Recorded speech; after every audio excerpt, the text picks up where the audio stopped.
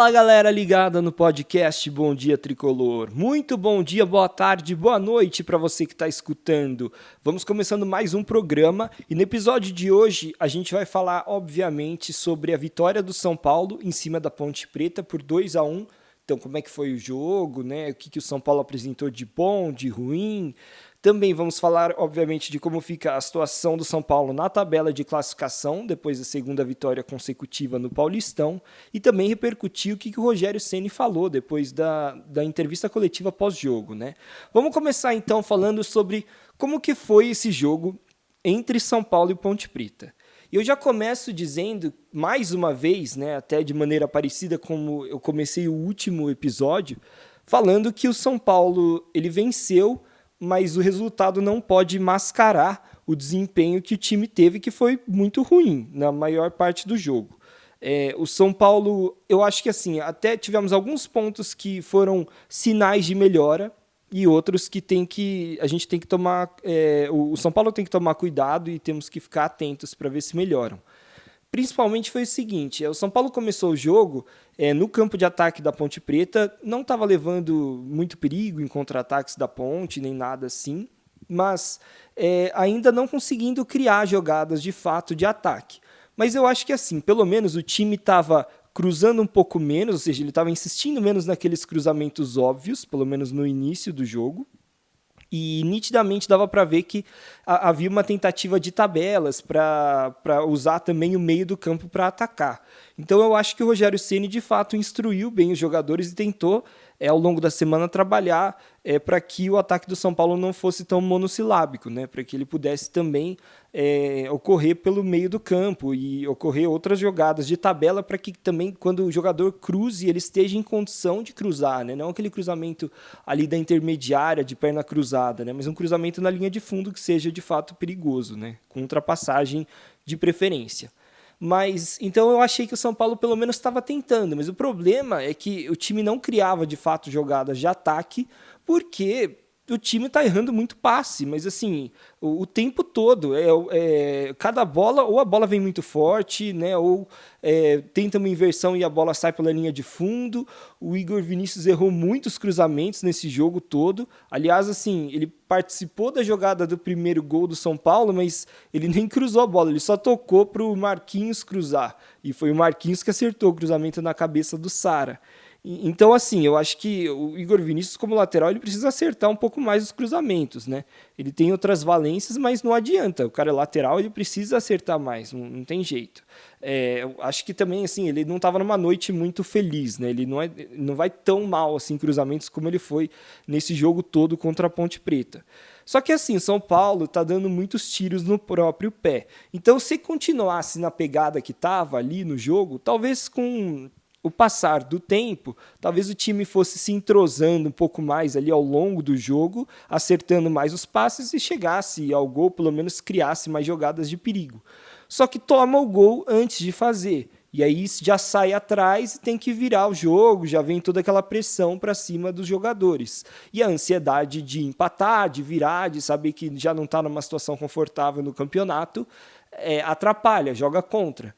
Então eu acho que o São Paulo precisa, obviamente, tomar mais cuidado para não sair atrás dos resultados, para não cometer tantos erros, porque assim, o gol que a Ponte Preta fez foi um gol basicamente que surgiu ali num erro de saída de bola do São Paulo, a bola sai pela lateral e depois o Arboleda deu uma cochilada, a defesa do São Paulo deu uma cochilada, não voltou para a área rapidamente, o jogador da Ponte cobrou rápido o lateral. Então assim, são questões ali também de atenção.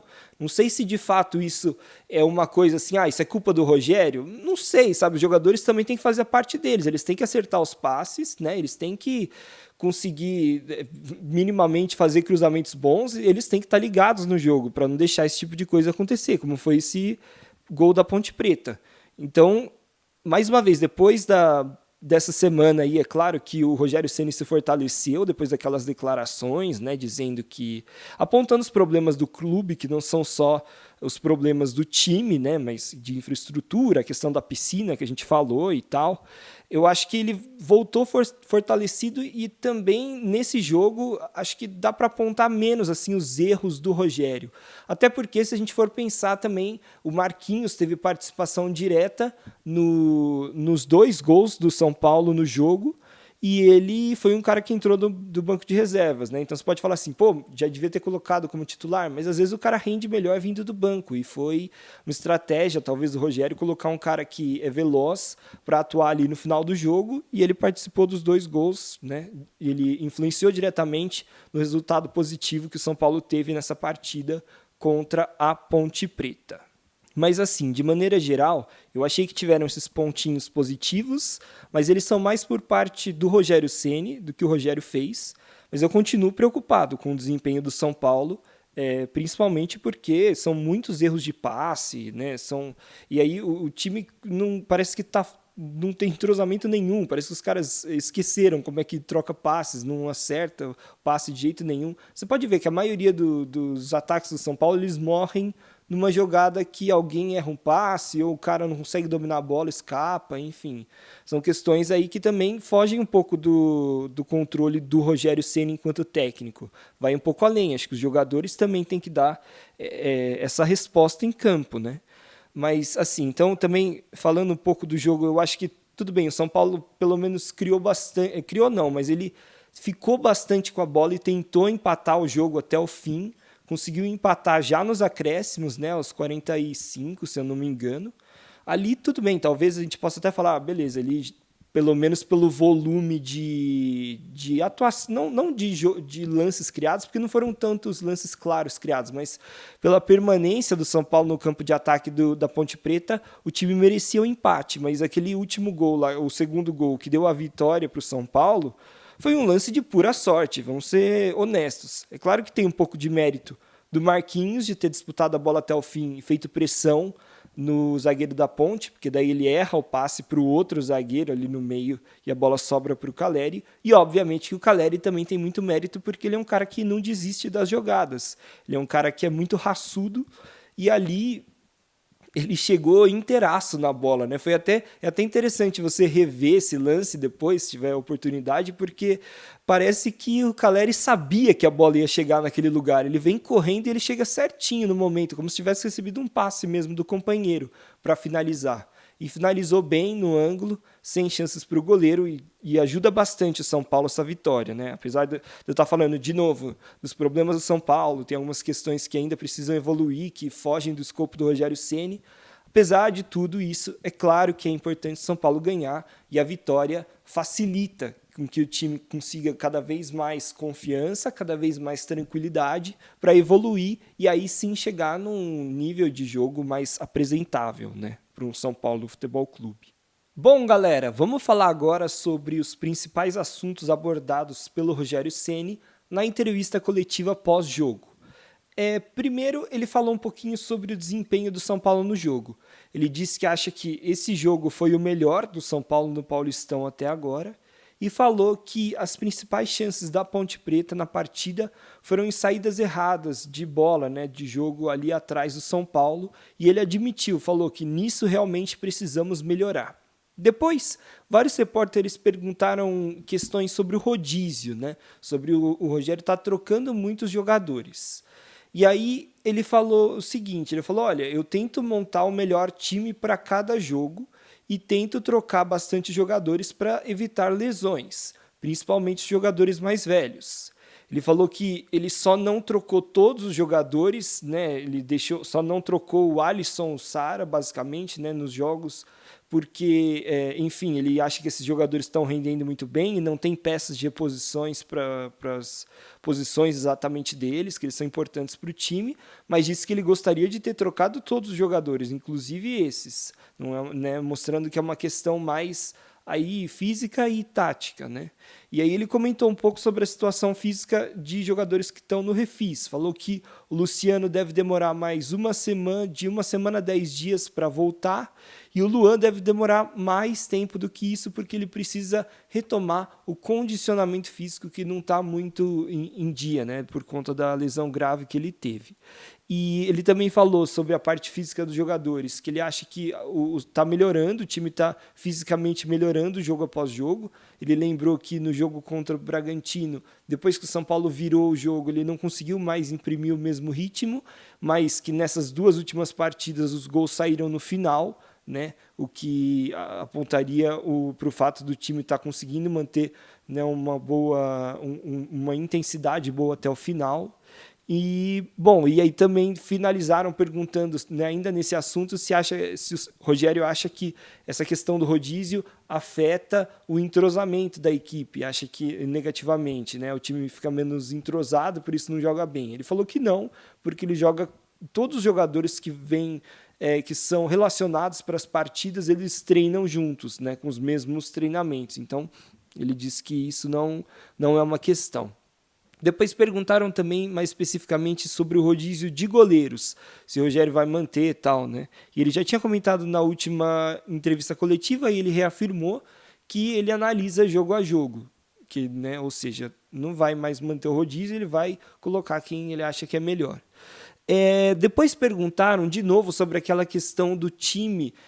Do Rogério tinha declarado em 2021 que ele achava que o time do São Paulo era muito calado.